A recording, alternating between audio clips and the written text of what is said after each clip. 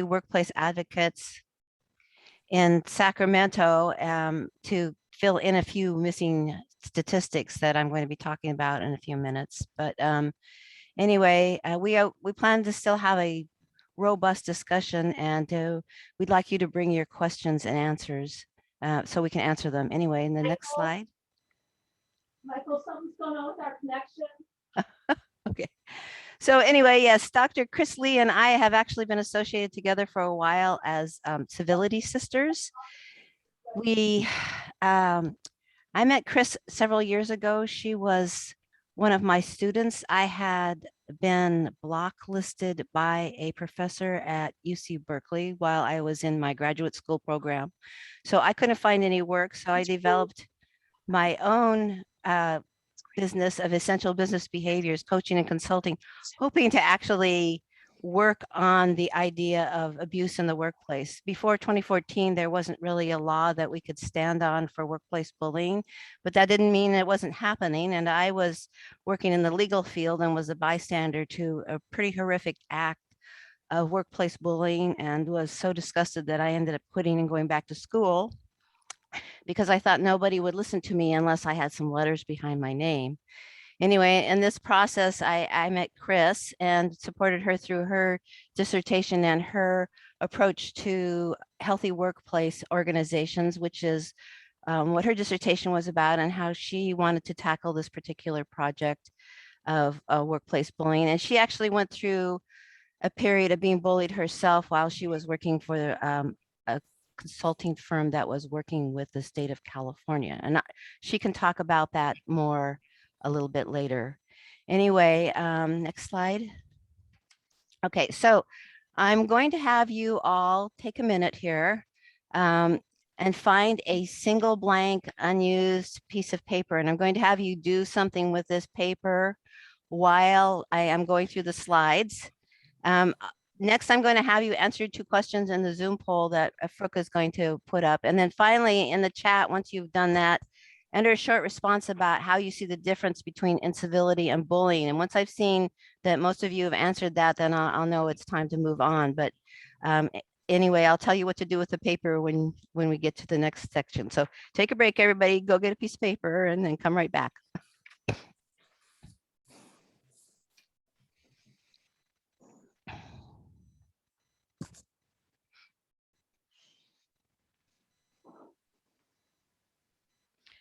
Okay, Fruk, do you want to run the Zoom poll for us, please?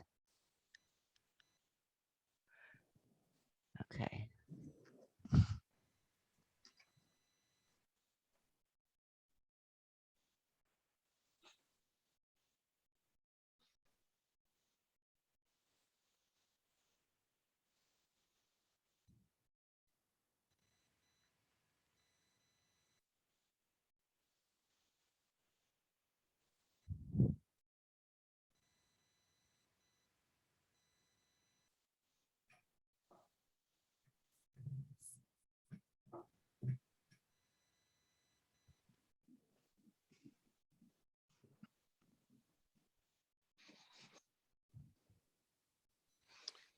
Okay, so just, are we still collecting answers here for the Zoom poll? Between what? Between incivility. Oh, big, huge difference. So the first question, have you ever been a target of workplace bullying at any time in your life? So 9 of 11 people have said yes, that's 82% of us, and 2 of 11, that's 18% said no. 2, have you witnessed workplace bullying of someone else in the workplace at any time in your life? 8 of 11, 73% of you said yes. And 3 of 11, 27% of you said no. So that is a pretty strong response to the trends that are out there. Okay, so the next thing I'd like you to do and put in the chat is what you think the difference is between incivility and bullying, and make it as short as possible. I don't want you to go on for a long time, but we're gonna start here. So I'm just a little bit curious about how people see this difference.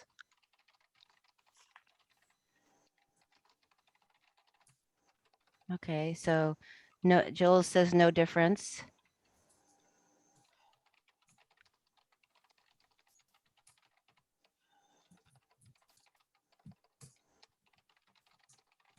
Incivility, one-off comments designed to get reaction, bullying targeted.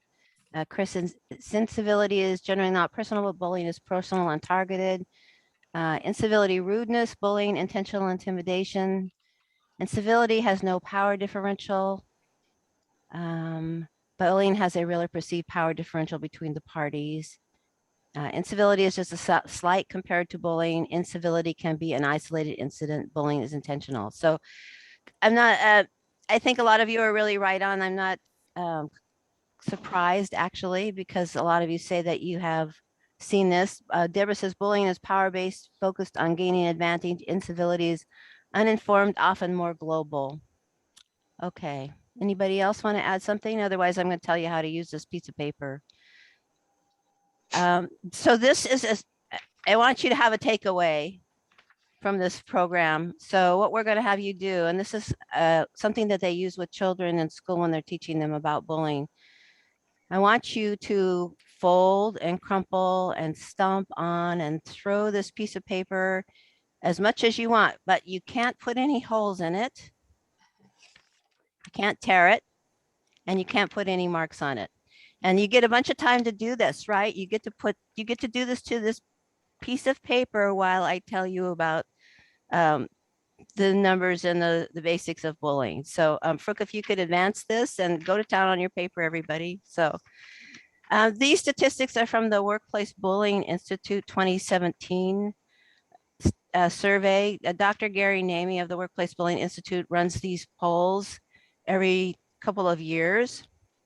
And for this one, there's one that's more recent. I'm going to ask Jeffrey Reck to speak to that in a minute.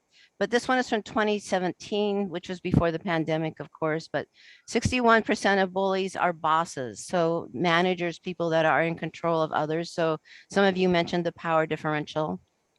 1 in 5 US workers will be bullied during their career. So not everybody is aware of this, but at some point in their life, their working life, it happens to them.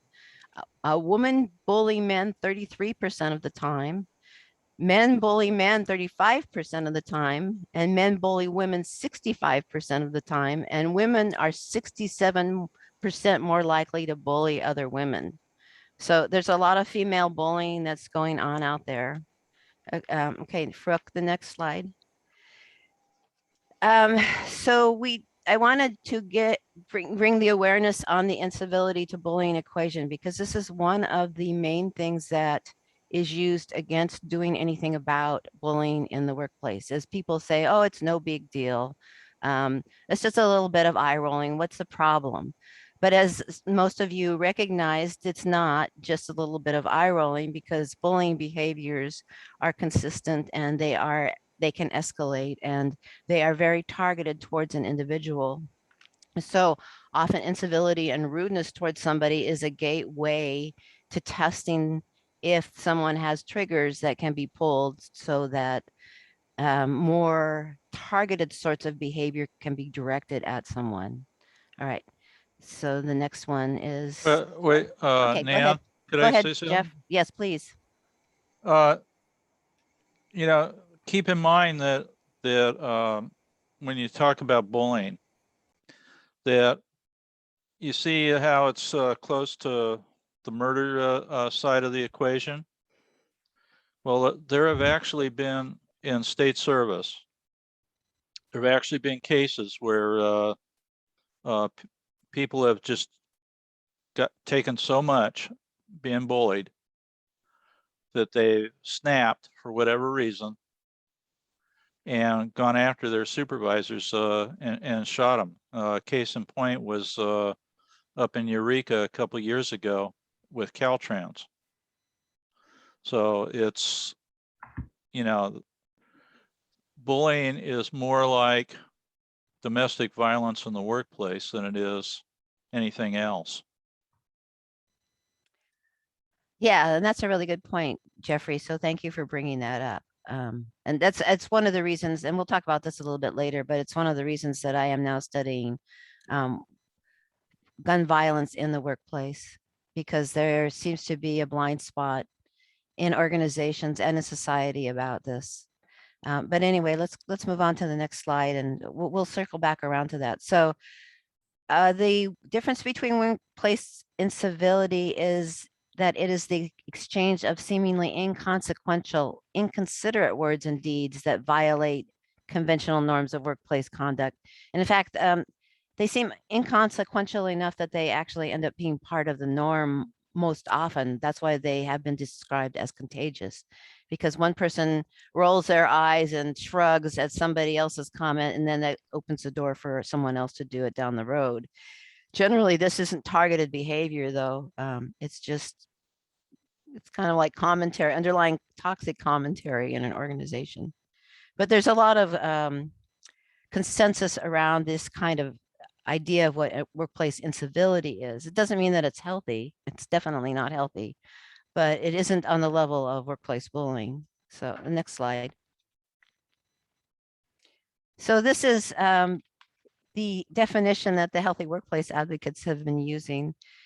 Any unwanted, repeated, intentional, overt, or covert behavior perpetrated with malice by another employee that is intended to degrade, humiliate, embarrass, or otherwise undermine the performance or standing of the recipient of the behavior. And yes, that's a lot of legalese. And the phrase with malice has proved to be rather difficult in terms of proving, quite frankly. So it's a standard that is being questioned by a lot of the workplace bullying advocates at the moment, and it probably will be discussed in legislators too. But this is the language that has been put forth since 2014, the first training law that was passed in California, AB 2053.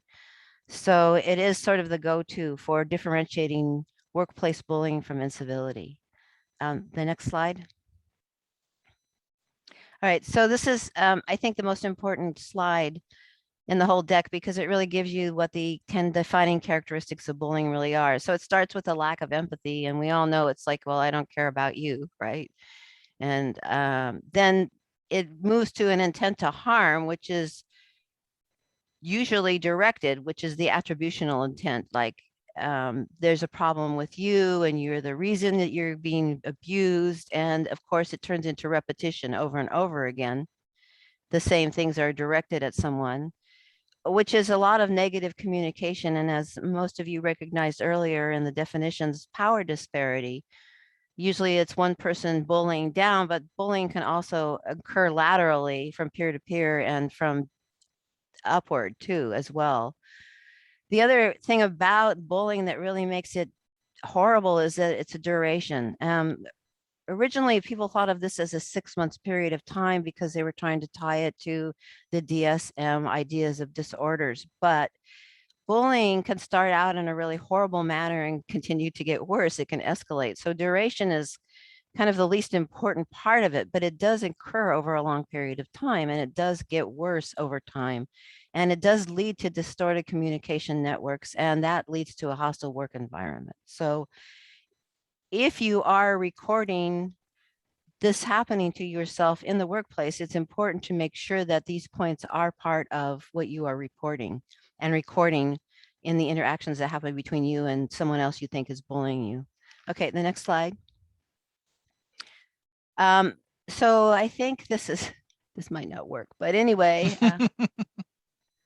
I think this has an animation to it. There we go. Hiring one toxic employee can cost $12,800 compared to $4,000 for a non-toxic employee. And these are, like these are old statistics. I don't know what's happening now with the pandemic, but it doesn't mean that the pandemic has stopped online bullying. And Jeffrey, do you have a statistic you can pull out of your hat for how many people reported that in the last poll for the Workplace Bullying Institute?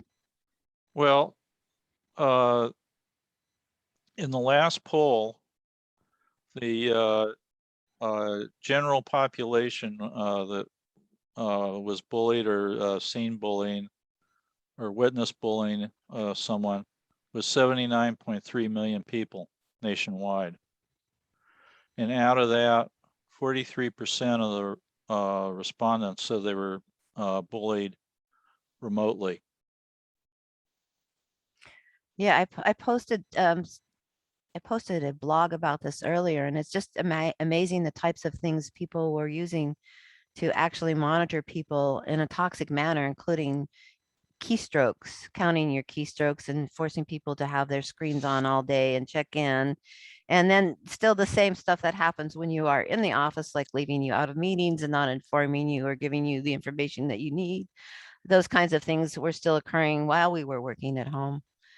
Well, Anyway, in the last poll, the worst thing was that most of the remote bullying was done during online meetings. yes, and it's certainly an environment that we're all trying to get used to at the same time. While, it's not. Anyway, how about the next slide? Okay, so yeah, okay. So hiring one toxic employee on a team of 20 can cause a 54% increase in turnover. And I would say that some of this is probably behind the Great Resignation. People are just kind of fed up with this environment at work and this environment online, and they're saying, the hell with it. I'm not going to be part of this toxic team anymore. So, but I don't see anybody talking about that yet. Anyway, next slide. Except us. Except us, yes, except us.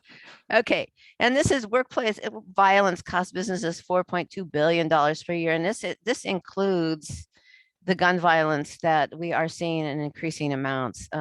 So, and this is 2015, and this has only gone up, and I do have a slide for that. So, the next slide is on the organizational culture outcomes from allowing bullying to continue, which I'm sure some of you have experienced in terms of what drags down employee engagement. In fact, the amount of workplace abuse that goes on has made me really cynical about employee engagement surveys, quite frankly, because they don't really deal with the abuse in the workplace. But as you can see,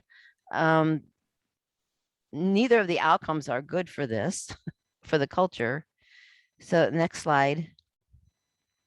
And then the outcomes are not good for the workers either, right? Because it does make you sick, and the amount of work that you really want to do for somebody and the quality of your work goes way down.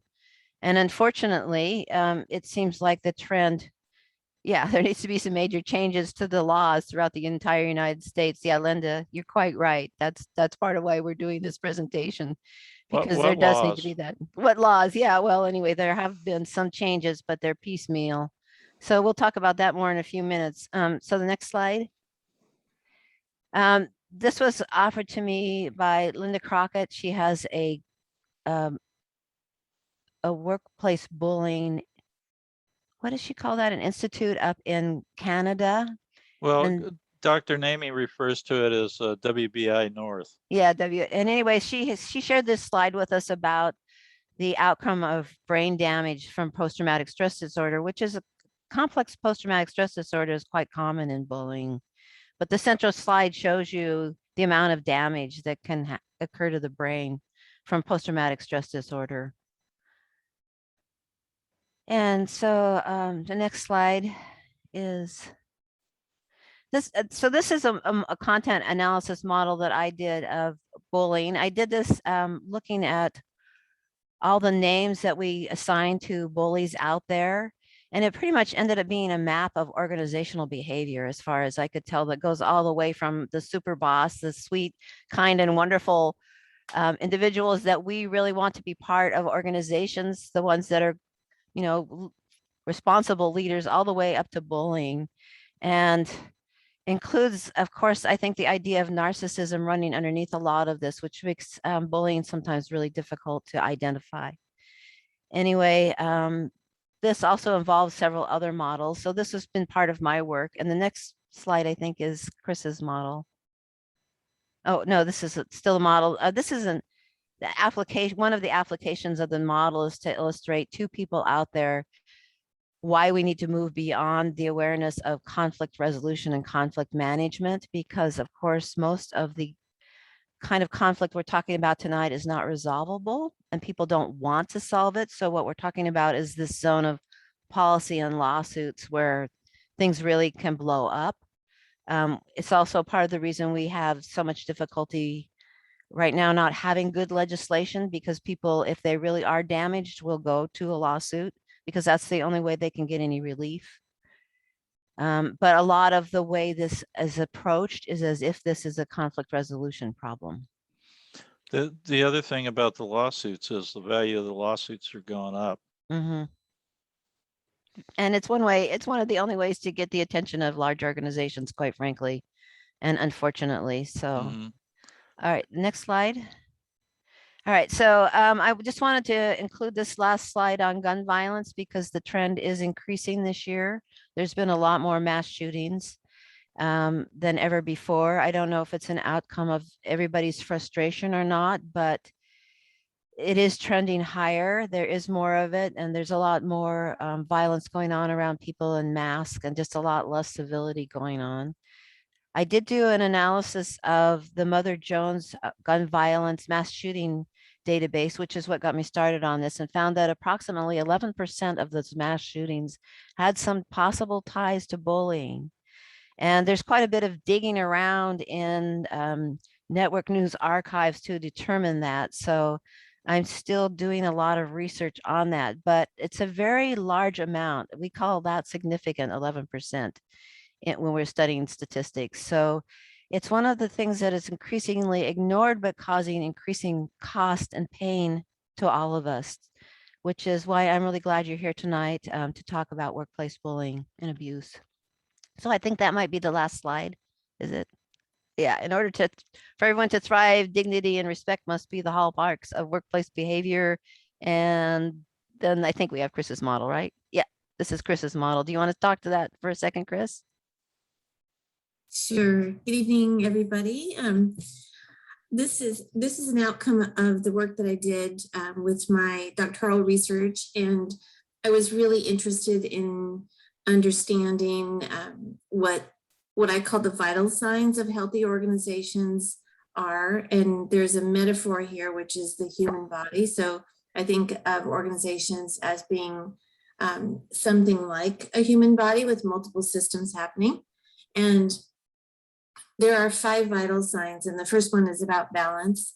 And this is referring to overall management philosophy about how they in general think about employees as resources. And there are all kinds of metaphors here underneath how management over time has thought about people that are employees and staff. So a balance is really something that is good for the organization and good for the individuals, the humans that are inside that organization.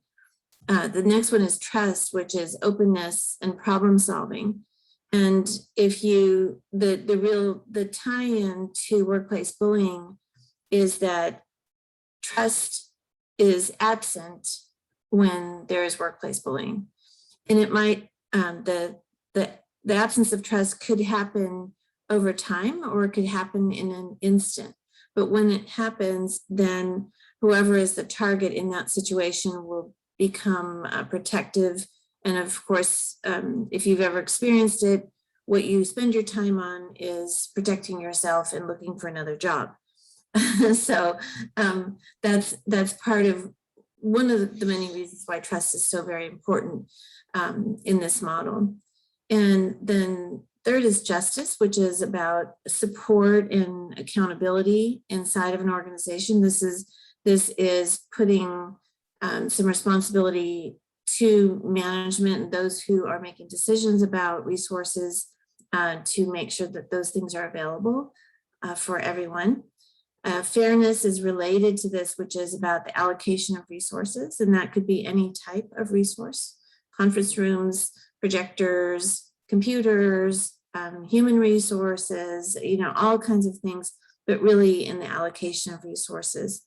Because one of the things that happens if you've ever been bullied is that the resources that you need to do your job become scarce. And then that starts a cycle of poor performance that sometimes becomes self-fulfilling. And then the last element here, the last vital sign, is about person job fit. And this is about inclusion into the workplace also, in terms of doing work that you have some strengths in and maybe are learning, but you also have support. All of these things kind of mix together and are interrelated. But as I go further into this, I try to operationalize these kinds of things. So this isn't a theoretical model necessarily. This is a model that an organization could actually operationalize. So, thank you, Nan. All right, everybody, how's your piece of paper? All right. So this is what they tell the kids to do after they've been crumpling and folding and stomping on their paper. They say, open it up all the way. Now use it like you normally would. Are you going to write a letter on it and send it out for a job? Are you going to put it through the printer? Are you going to expect it to operate the same way it did as it was before you crumpled it up?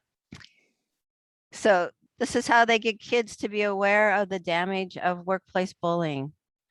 And if this helps you get the point across, you're welcome to use it. So I thought it was a very effective way of waking people up a little bit. Anyway, the next slide. Well, we don't have any slides, right? We're out of slides now. I think we're just going to talk a little bit about workplace bullying. And one of the things that Chris and I were going to talk about a little bit was how we could tell our experience was not just incivility. And I can open this up to the floor. What do you think, Chris? Do you think other people can just chime in? Sure. Because a lot of you said that you've experienced workplace bullying. So does anybody else want to answer that question as well and share how they knew that their experience was not just incivility?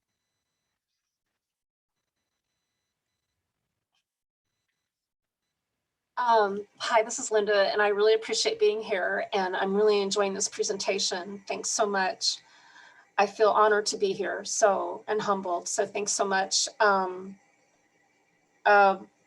kind of knew something was up in 2010.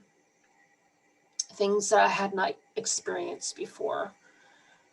And so when things started to become, sometime between 2010, 2012, at the time I was trying to go for my MBA, and I'm about two-thirds completed with the MBA.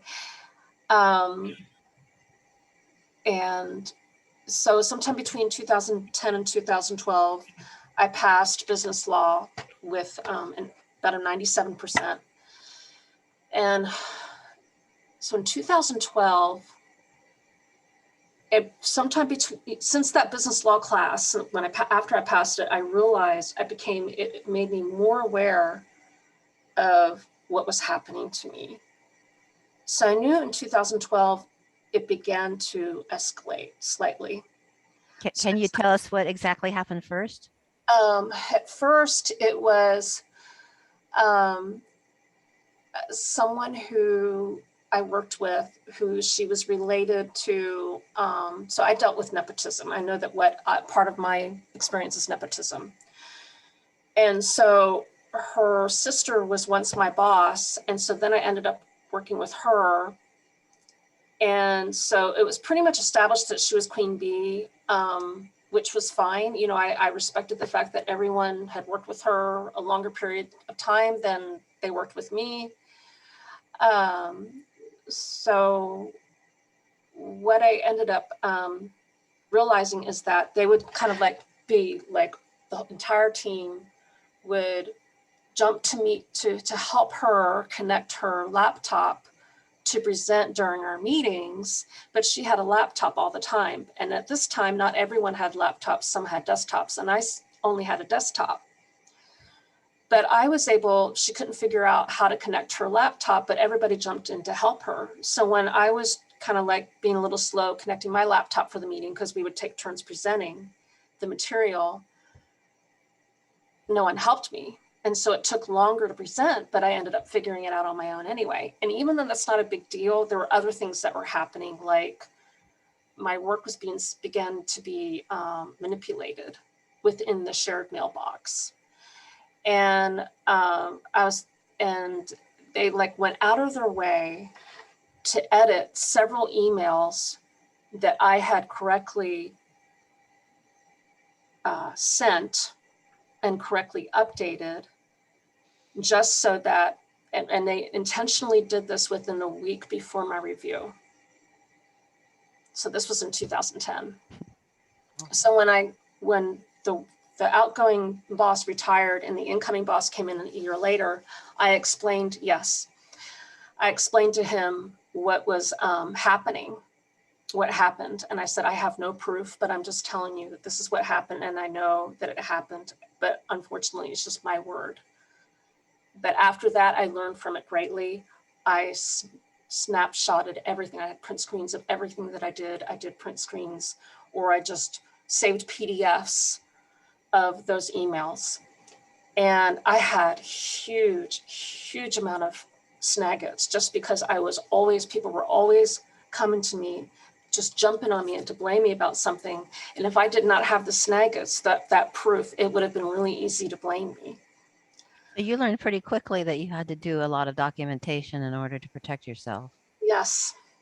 And so Yeah. not only was I working hard and doing a ton of work, but I was wiping myself out literally from all the snaggets that I had to make sure that I had and keep them in a certain file or a subdirectory so that I could find them easily. So in 2012, I decided to look it up, to Google it, the symptoms of what was happening to me. What do you do when it seems like 3 or more people are ganging up on you at work? And that's when I first encountered the term mobbing. Mm-hmm.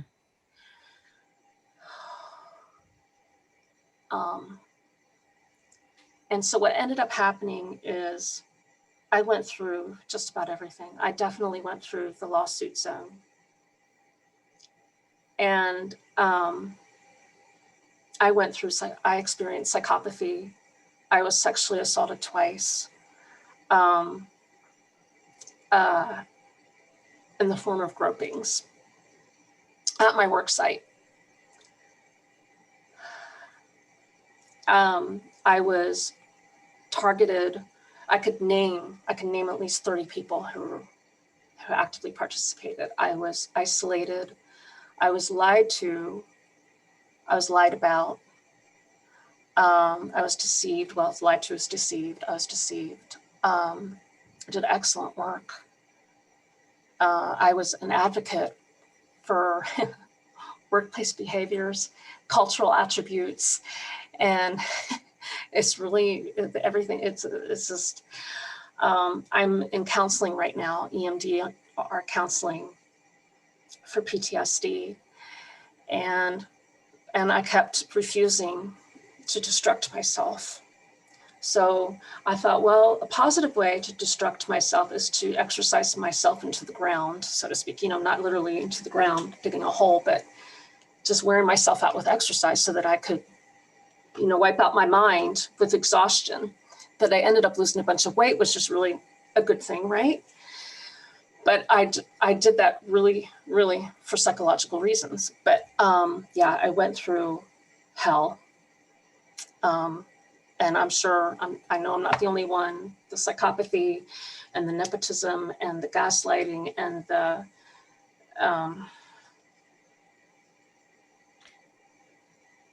No, you've been very brave sharing your story. Thank you. I'd like to offer you I want to change the laws. I want to help change the laws in Texas. and so do you know about Safe Harbor? Is it .com, Jeffrey, or .org for Gary Namey is now running a support community. Let me get the URL for you. Okay. And Jeffrey also runs Healthy Workplace Advocate meetings, which have been on Zoom since the pandemic and are usually held the last Saturday of the month on Zoom. You can put down something about that, Jeffrey. That would be helpful too. Are you okay, Linda? Because I am. I'm sorry. No, that was very brave of you, and I'm a lot further along than I was a year ago. yeah, I totally get it. I've been in your place, so has Chris, and I'm sure some other people have too, because yes, it's the constant targeting of the target that actually makes your brain act that way and ends up causing this stuff to continue way past And there's no, its sell by date. I don't know why. Yes. I mean, I can think of one reason why. It's quite a story. Quite a story. I'll put it in the chat. Because you're- Humor. Linda, it's because you're so competent. Yeah, this is a very common story. Competent people get bullied quite often. Mhm. Yes. Nan and everybody else, when you go to Safe Harbor, you got to sign up for another network. Okay. So it's best to get it off of WBI's site for the sign up. But here's the page that I work on, Okay. and it's just a link. Great. Thank you. And we have a meeting coming up on the 30th that everybody is invited to. Nice. It's going to be a fun meeting because it's the last meeting of the calendar year for us. And then we start over again in January. So one of the things that we like to do on this type of meeting is everybody can wear a costume if they want for Halloween, and it's that kind of meeting. And I will get you the meeting information off of our website. So one of the things that we do work on through the Healthy Workplace Advocates and through Dr. Namie's site is legislation. Mm-hmm. Dr. Namie has been working on the Healthy Workplace bill for a number of years with Dr. David Yamada from Boston University. He's a law professor. He's the one who drafted the original language. And there are groups in each state who are working to get this through the legislature. Puerto Rico passed a version of this not too long ago. So we're watching with interest what happens in that particular state. Gavin Newsom has been a little bit more cautious. We have the recent training bill that changed, which is a government, I forget the 1925, something like that. Anyway, that was the one that you For all, the abusive conduct. yeah, the abusive conduct That's where we 129 expanded the training, right? Yeah, the abusive conduct is in the government code, and it's section 12950.1. So if you're in an organization starting in January, you should have been trained on workplace bullying awareness, along with discrimination and sexual harassment. So I don't know how widely that is working. When I last look at the poll numbers for the survey that you were invited to fill out, only half of the people had done that training. So I don't know if it really is being widely instituted. And then recently, Gavin Newsom signed the state bill for 331. Is that it for the non-discrimination, No, non-disclosure agreements. non-disclosure agreement over discrimination and harassment? This is like baby steps of legislation that don't really address the real issue, even though there is this kind of Venn diagram of how all of these different types of abuse overlap, including domestic violence. And really at the core of all of them is trauma. People end up being traumatized. So, and Linda, thank you for sharing that story, because I know what that's like to go through. And it takes a long time for your nervous system and your brain to calm down and heal itself after a constant harassment episode that goes on day after day after day after day after day. So anyway. The other thing we do in our meetings, and it's not scheduled for this meeting because we want to have a fun meeting, but normally we have everybody go around and tell their stories. And so that the idea here is that, you know, your story is not necessarily unique to just you, but it's also to let you know that, hey, you're not alone. And that seems to help a lot of people, just knowing that fact. Am I right, ladies? Yep. It definitely helps to share your story and hear other people's stories. So, Mhm.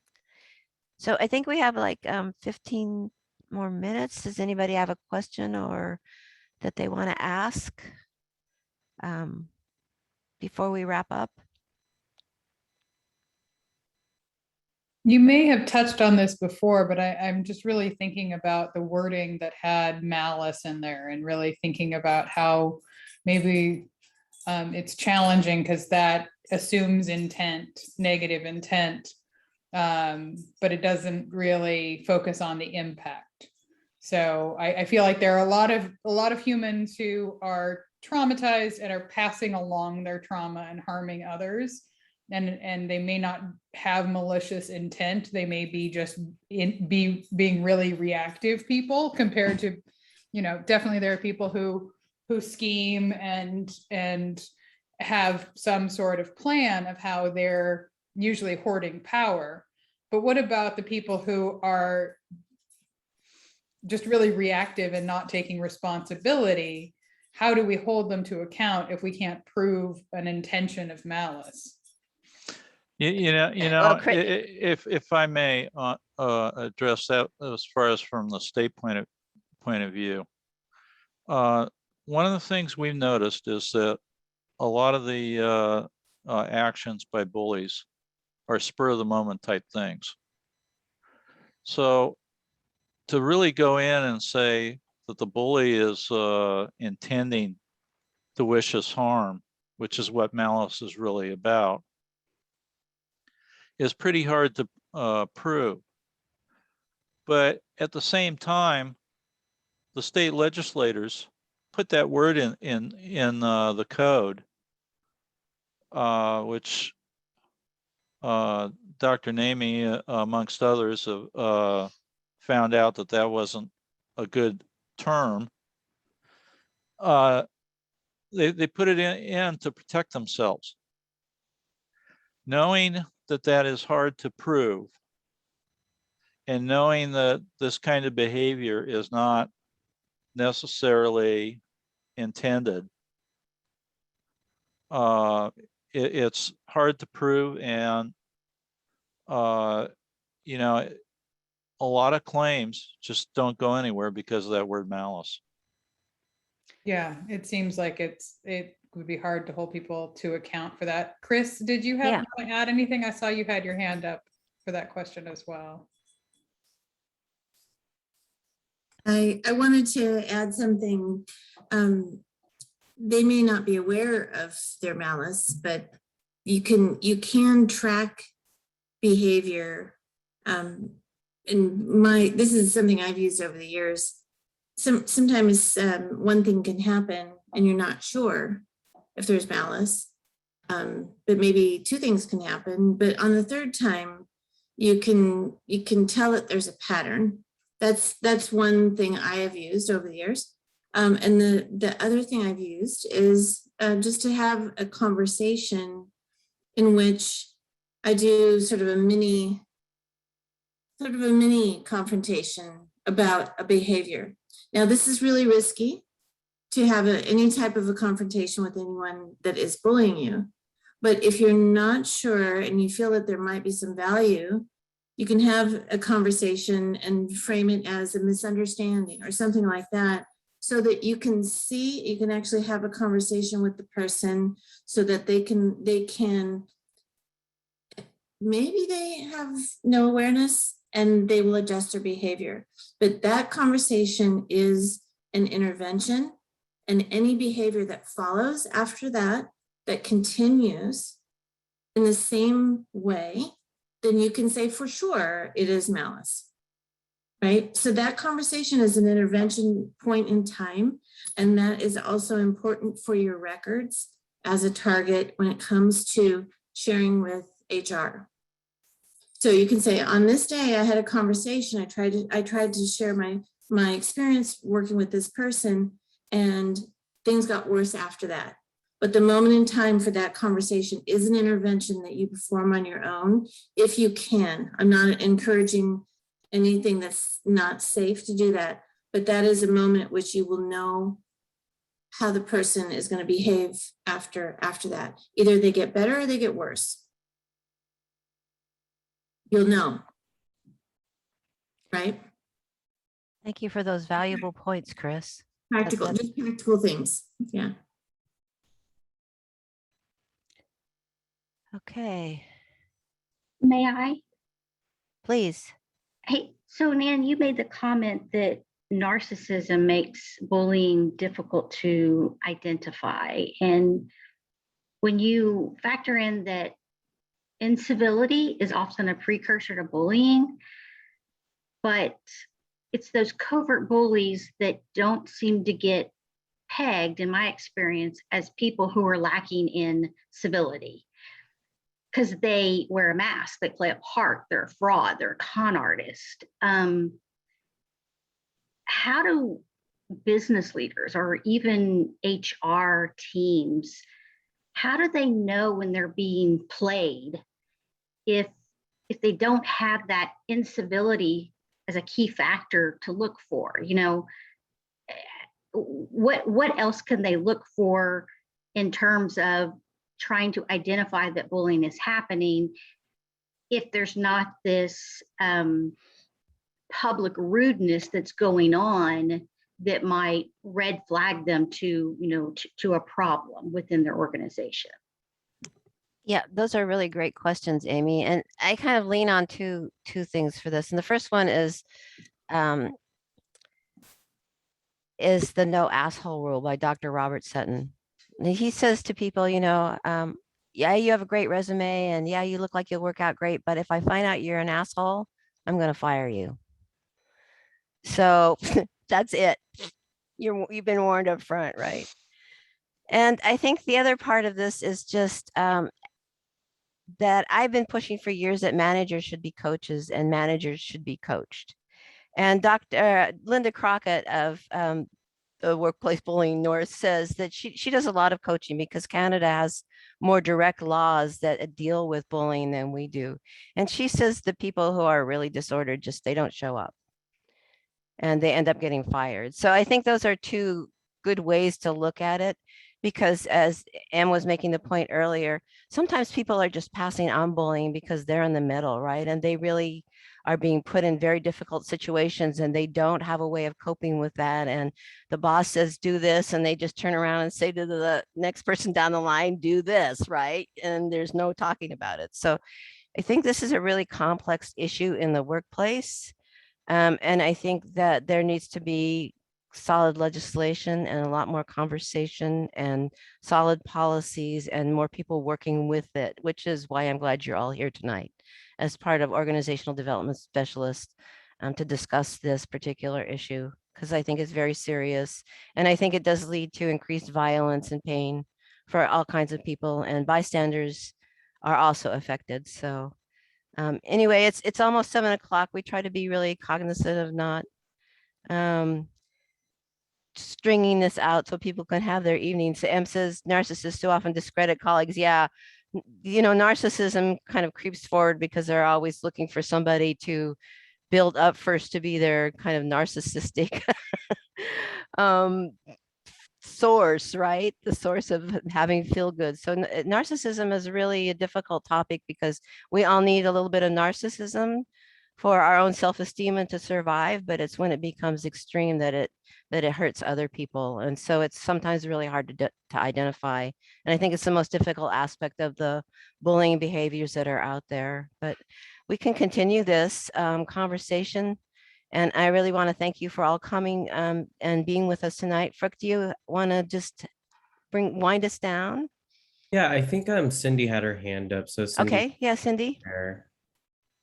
Sorry, I just wanted to share that I actually answered no for both because I couldn't think of it, but I realized that one of my supervisors in the past used to come in and and I don't know, it got to a point and give me constructive feedback because I was a perfectionist and he really saw really great potential in me, so it was extra hard on me. And but it got to a point where every time the door opened, like I'd have physical like reaction from fear of yet another criticism. And I just, it couldn't, it was a sweet shift. It was like Monday through Thursday day shift. And they're like, "Hey, you want to work another couple months with this guy?" I'm like, no, I couldn't. And I realized I was, I don't know, I guess that would be bullying.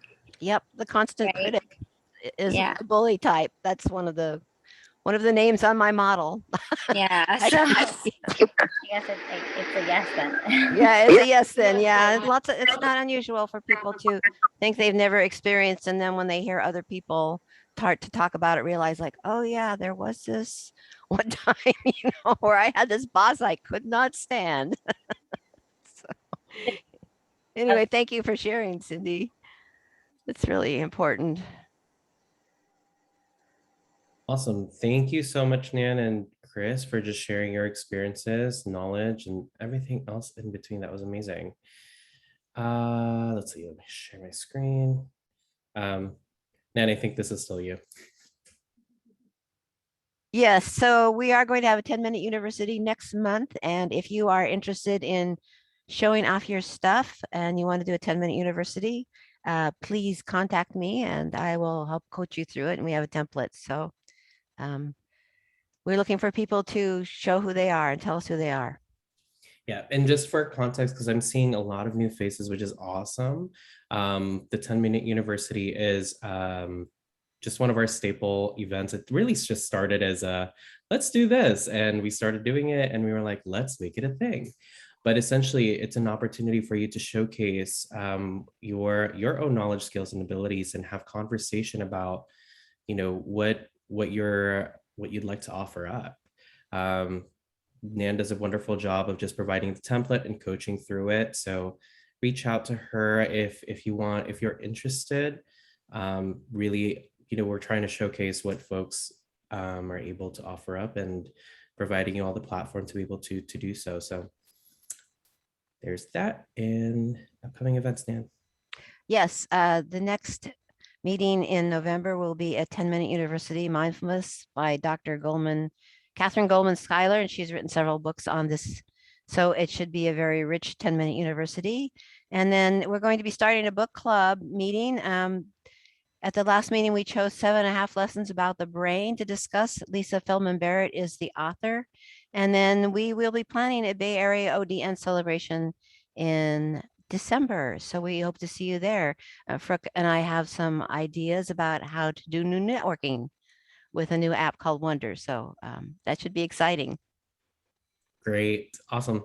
Thanks, Nan. So, like I shared earlier, I'm seeing a lot of wonderful faces here, new ones I've never met. So I'm just so excited, the fact that we have new folks. If you liked what you heard today and you want to be a part of this, whether you're in the Bay Area or not, we welcome you. You're a part of this. Welcome to our little group. Subscribe on our website. We have the QR code if you want to do that. And then if someone can just type in the chat, the direct link to our website, subscribe if you haven't yet. And just a quick show of what's in it for you should you choose to become a member. Free or discounted virtual meetings and events for 2021. As we all know, the pandemic has kind of put a hold, at least in California. I'll share about California. I can't speak for other states, but for sure, California, we're a little bit slower when it comes to getting together, especially in the Bay Area. We're a little bit more cautious. You get to be a part of the membership directory. You're welcome to networking events to meet others. We also have online resources that's currently under development for members, opportunities to develop your leadership skills. So if you're new to the field of OD, like I'm an emerging practitioner. I've been in the field for about 3 years. This is an opportunity to get your practice going. So yeah, there's a lot of opportunities included in here. And really, at the end of the day, we started this community to really build a community of practice within the Bay Area. While I've been a part of the OD network and actually part of ISODC and IOTA, there's nothing like home. So I want to make sure that space is available. And as someone who's already, I finished my graduate degree back in 2019. and literally was like, so what's next? I am not ready to spend more money on a doctorate just yet. So having this community has been very powerful and meaningful for me. So hopefully you get to see that as well. And if there's any questions, please feel free to reach out to us. This is our email, bayareaodn@gmail.com. We are an up and coming group. So hopefully, you know, we see you again. Come to our future events. We have some really powerful conversations, which I enjoy so much.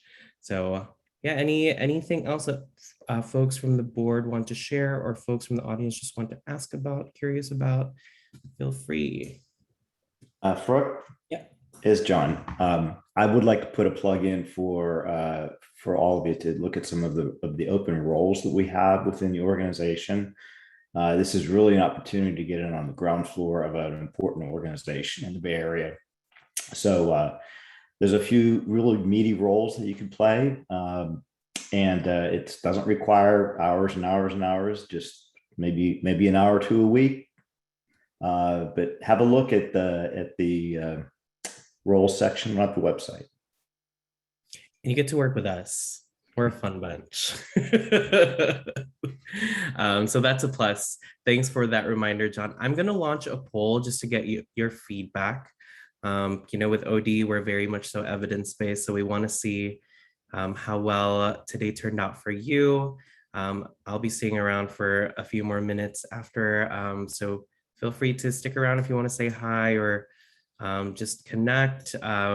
Otherwise, you have the rest of your evening. So thank you all for being here.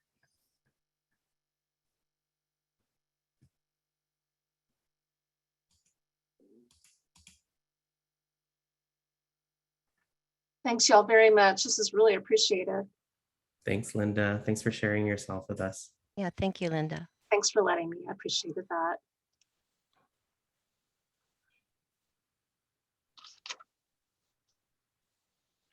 It could be a book. I'm sure all of our experiences could be a book.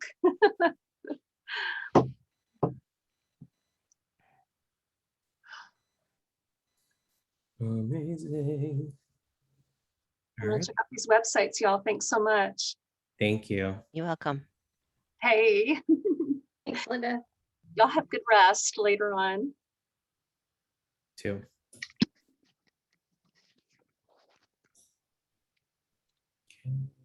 And yeah, awesome. Thanks, everybody. Good job, Nan. Thank you. Amazing. Homework. All right. See you all soon at the next board meeting. Alrighty. Look forward to the next one. Bye-bye. Good night. I say.